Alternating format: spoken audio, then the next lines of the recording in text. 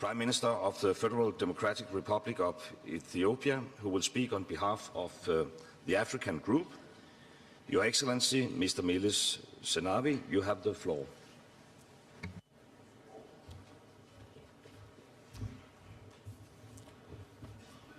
Mr. Prime Minister, Your Excellency, Secretary General of the United Nations, Excellencies, ladies and gentlemen, allow me to first of all thank our gracious hosts, the people and government of Denmark, for the warm reception we have enjoyed since our arrival and for the excellent facilities put at our disposal. I would like to take this opportunity to thank our overworked and usually underappreciated experts and ministers who have, through their dedication and hard work, kept the hope of a global treaty on climate change alive. Your Excellencies, ladies and gentlemen, global warming is happening. The rise of catastrophic climate change is very real. The risk of catastrophic climate change is very real. The science is as clear as it could ever be as to what the cause of such change are. It is no exaggeration to say that this is our best and perhaps our last chance to save our planet from destructive and unpredictable change.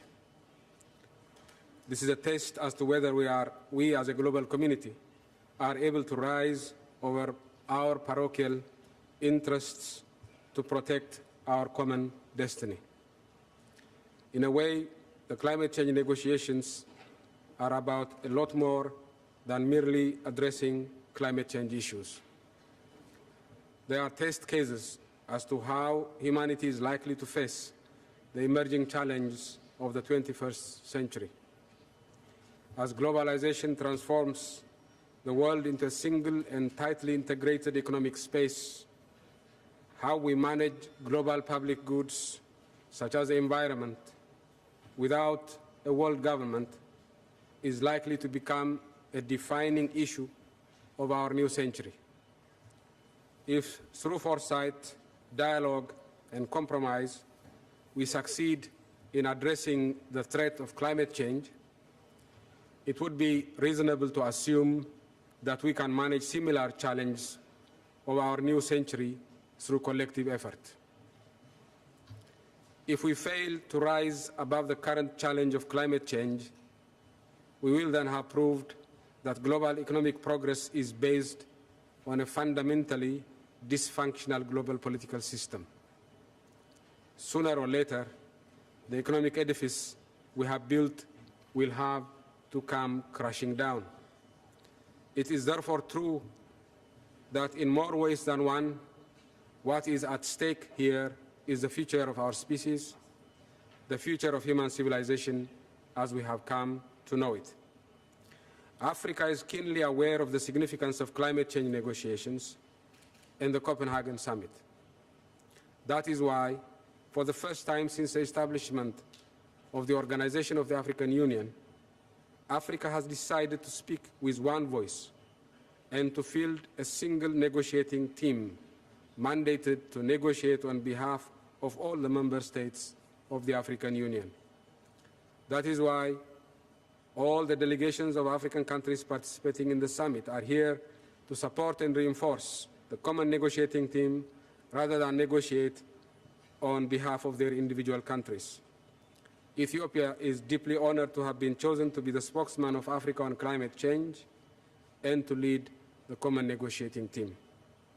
I am immensely proud to be able to speak today not on behalf of my country, Ethiopia, but on behalf of Mother Africa as a whole.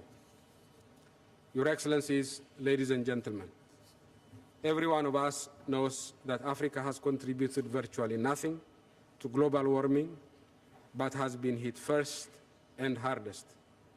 The fragility of our ecosystem has meant that for Africans, the damage of climate change is not something that could happen in the future. It's already here with us, sowing misery and death across the land. Africa is indeed paying with the misery and death of its people for the wealth and well-being that was created in the developed countries through carbon-intensive development. That, of course, is fundamentally unjust. But we are not here as victims nursing our wounds of injustice of the past. Africa is a continent of the future. It is destined to be a growth pole of the 21st century.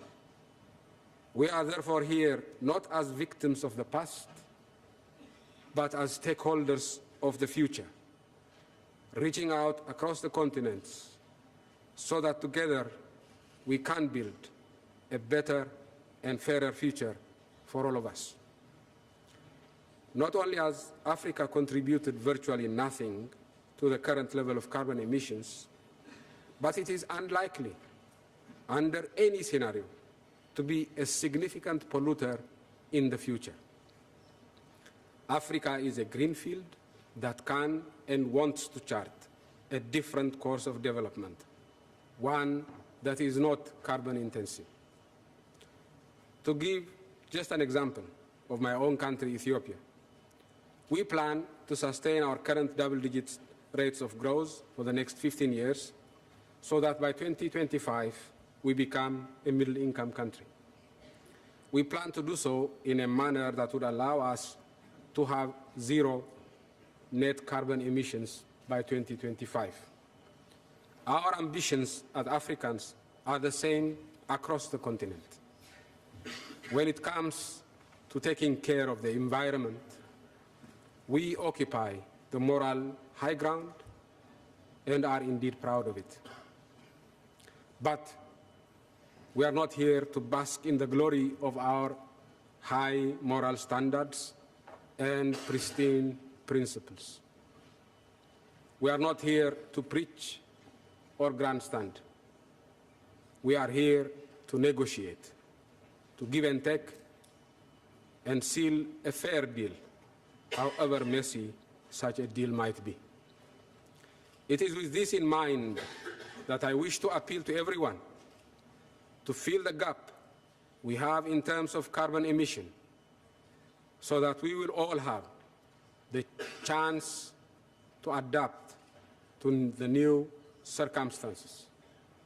It is also with this in mind that I wish to make the following specific proposals on finance on behalf of my African delegation. On startup funding, short-term funding for the next 2 to 3 years, I support the establishment of a startup fund of $10 billion per annum for the years of 2010 to 2012 to be used to address urgent adaptation and mitigation tasks, including forestry, and to prepare plans for more ambitious programs later on. I propose that the startup funding should be put in a trust fund to be administered by a board of trustees composed of equal number of donor and recipient countries. And C, a demand that 40% of the startup fund be earmarked for Africa, and request that the fund allocated for Africa be administered by the African Development Bank under the board of trustees that I mentioned earlier. And fourth, I ask for the establishment of a committee of experts to work out the details of the points I have outlined above, with the view to launching the fund by mid next year and ensuring quick disbursement thereafter.